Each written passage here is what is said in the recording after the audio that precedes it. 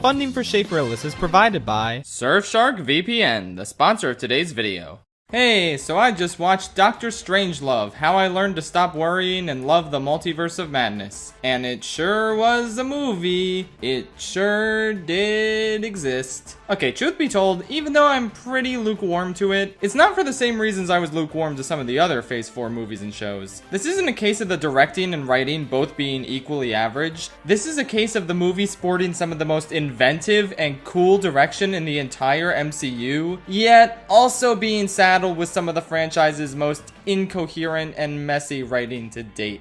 The only reason I was interested in this movie in particular was because of Sam Raimi's involvement. This man made Spider-Man 3, one of the greatest achievements in the history of cinema, and I'm only half joking when I say that. Of course I had to see what wacky chicanery he'd be up to with Dr. Strangle. This movie's at its best when his signature style pops up, and it pops up often enough to be pretty satisfying. There's some delightfully horrific sequences and gruesome kills by MCU standards, though not to the point where they feel out of place within the larger franchise. I saw a few people saying this movie should have been rated R, but I kinda disagree. It still felt like a definite PG-13 experience. Though I'm of the opinion that a lot of modern PG-13 movies should probably just be PG, so maybe my thoughts on ratings are a little skewed. The point is, this is definitely far higher than a PG, and that was cool to see. I didn't care for a couple of mild jump scares here and there, but for the most part, this is a solid melding of the horror and superhero genres. On top of that, there's some great and inventive cinematography and editing that feels straight out of Raimi's classic playbooks. I was literally that Leo pointing meme whenever I saw a cool scene transition or an inventive idea or a certain cameo. Not those ones, the funny pizza one. We'll talk about those other cameos later. I really love the fight involving music, and especially the final battle, which I can't see anyone but Raimi pulling off as well as he did. My favorite scene in the movie involved lightning and a hand. It was so deliciously cheesy and awesome that I couldn't believe I was seeing it in a modern superhero blockbuster. This undoubtedly belongs in Raimi's filmography, and yet I can't really say it 100% felt like his handiwork. His fingerprints are definitely undeniable in certain sequences and edits and camera movements, but there's also so many things in this movie that just feel like typical MCU filmmaking. There's a lot of dialogue and even some action scenes that just kind of feel flavorless in comparison to other scenes in this movie. Like, towards the middle, Doctor Strange has a hand-to-hand fist fight with someone, and the way it's filmed and edited is just so standard that it feels out of place in this movie that has such inventive sequences elsewhere. This sort of flavorlessness doesn't really bother me in other Marvel movies, because I'm just here for fun superhero shenanigans and not necessarily looking for avant-garde filmmaking.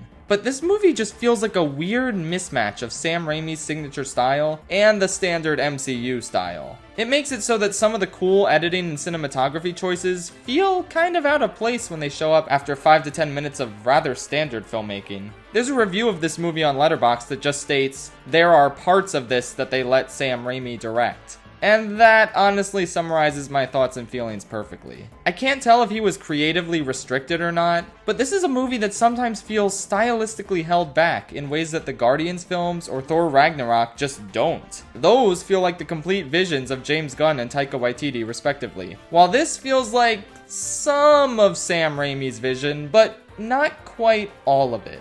With that said, I'd still call this one of the better directed MCU movies, even if it's a bit uneven in that department. But now let's talk about the thing that's a lot more uneven, the script. I'm sorry guys, but this might be one of the messiest screenplays in the entire MCU. The disconnect here between the stylish direction and the often tortured writing is just mind-boggling. And I guess we're gonna have to get into spoilers now, so skip to this time frame to avoid them. 3, 2, 1, paint universe. I will give the writing one thing. I like the arc that it has for Doctor Strange himself. I like how people are upset with him for what he did in Infinity War, and how he has to grapple with his insistence in that movie that there was no other way to defeat Thanos. I like how they echo that in the final battle, except this time he puts his faith in others instead of his own plan, and lets America prove herself instead of stealing her powers, thus showing that he's not as destructive or dangerous as the Illuminati said. If you haven't seen the movie, that sentence was probably wildly incoherent and bonkers, huh?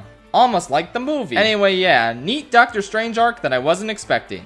The rest of the characters don't fare as lucky. I find America so boring, mostly because she's never allowed to really be a character. She's always just a plot device that needs to be protected. The only time she feels like a character, or like she's bonding with Strange at all, is during that scene in the Bruce Campbell pizza dimension, where she acts a little quirky and we get to see her memories of her moms that get sucked up by a portal, which is a clear metaphor for Disney censoring gay content in Russia and China. Those were good scenes, but they're the only time America is allowed to show any personality or really be a character, rather than just being a living MacGuffin that Wanda needs to get her hands on. And now we get to Wanda.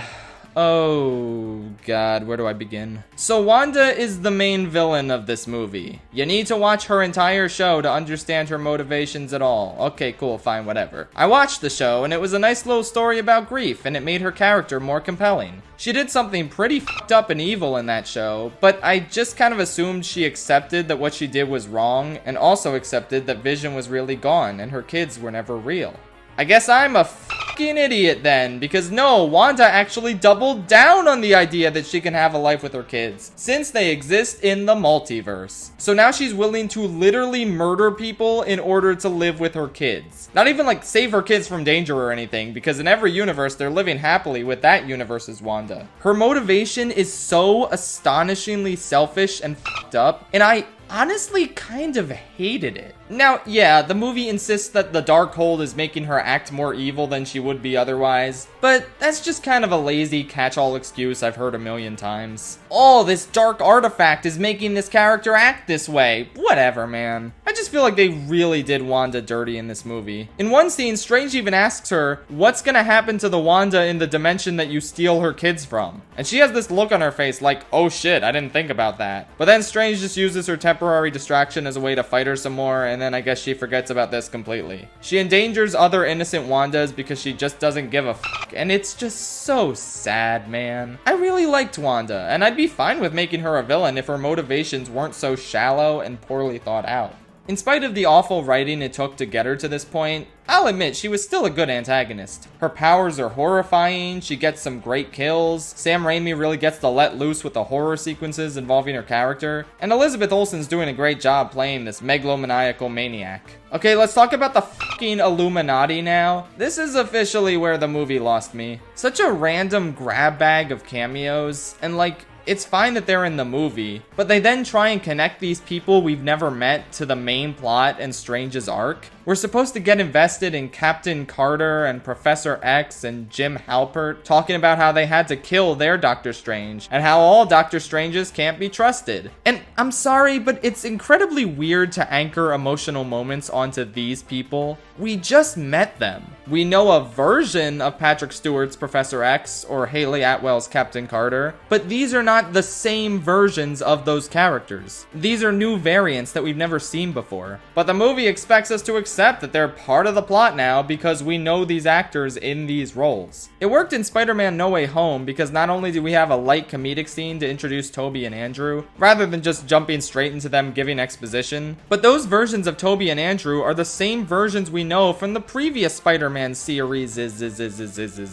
These versions are not. The fan service in No Way Home enhanced the story because it was tantamount to that movie's emotional core. This movie attempts to make the Illuminati tie into Strange's arc, but they're not in the movie nearly long enough for it to feel impactful or earned. Though I'll admit seeing John Krasinski as Mr. Fantastic was really cool, and I hope this means he's actually going to be him in the Fantastic Four movie. That'd be pretty nice. We also never see the original Dimension version of Mordo in this movie. We only get a brief appearance of Illuminati Mordo. What was the point of the post-credit scene in the first Doctor Strange movie? Where the fuck has Mordo been? We also pick up Illuminati Christine in this dimension and bring her along for the ride. And they try and forge a remorseful connection between her and Doctor Strange, even though these characters just met. And it entirely falls flat. It's at this point in the movie you remember that the Christine from the main universe that we know from the first movie was only in the first 10 minutes of this movie and she never appears again. That's the remorseful connection I mildly care about, not Strange and this other version of Christine who's just tagging along for the ride now. It's just such a mess. This movie's structure is borderline incoherent. It tries to juggle Strange longing for a normal life with Christine, him feeling regret at how he handled the Thanos situation, Wanda's grief and insanity, America's need to control her powers, the idea that all Stranges are the biggest threat to the multiverse, trying to get the Darkhold, trying to get the Lighthold or whatever the other book was called, the Illuminati and Mordo feeling betrayed, pizza time with Bruce Campbell, etc. There's so many plot points being thrown in different directions, and yet at the same time, this movie's depiction of the multiverse feels shockingly shallow. We only really spend a decent amount of time in 2 new universes, with the rest of them being relegated to a 1-minute montage where Strange and America fall through them. Wouldn't it be cool to see them in a paint dimension, or a dinosaur dimension, or an animated dimension? Well, there you go. You saw that for 2 seconds each. Now enjoy this flower-covered Illuminati dimension and this boring void, because you're gonna be in both of these places a while. Call me crazy, but I would kind of hope a movie about the multiverse would take advantage of said multiverse's literal infinite possibilities. Maybe America could have had a fight scene with Wanda at the end where they go through some cool alternate realities before she realizes she needs to show Wanda that her kids are afraid of her. I don't know, man. I think this movie just kind of blew it with its premise. If you want a cool multiverse story that takes full advantage of its premise, go see Everything Everywhere All at Once, or Spider-Verse, or fucking Phineas and Ferb Across the Second Dimension. I don't know. Anyway, after everything I just said, you probably assume I hate this movie. And no, I don't. I think the prestige of Sam Raimi's direction elevates this deeply misguided story and ultimately makes this a decent enough movie. But it's so frustrating because it doesn't feel like he was able to fully make this film his own. I really hope he gets to make another MCU movie with a better script, maybe one that he could give input towards. He clearly still has the insane talent we've come to know him for, but